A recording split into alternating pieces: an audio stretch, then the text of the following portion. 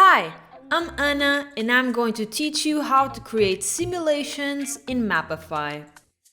This feature allows you to thoroughly test your solutions in advance.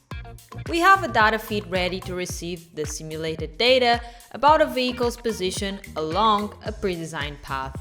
We're going to create a geofencing use case, cross-referencing the vehicle's position on the map with the geofenced areas.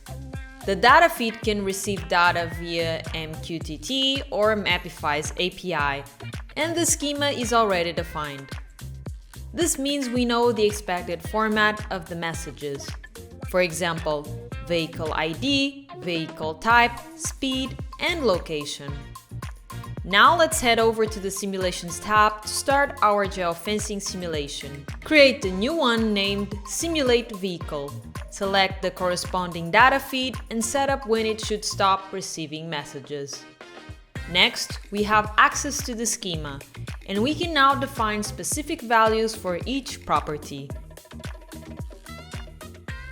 Click the plus button to create a new variable named SimSpeed with an interval between 0 and 55 km per hour. To use the simulated variable, we use this specific annotation.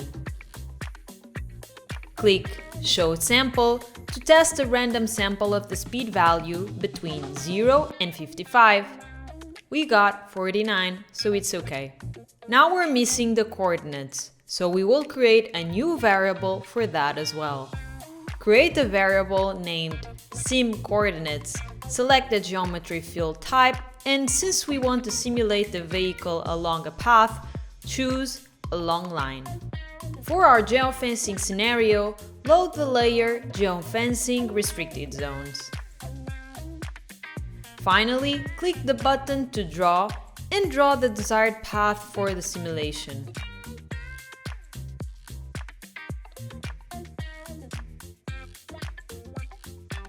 Replace the expression yet again and test the sample.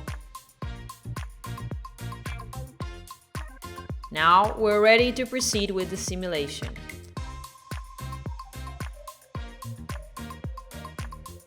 Click Start Simulation and pay attention to all the messages being sent.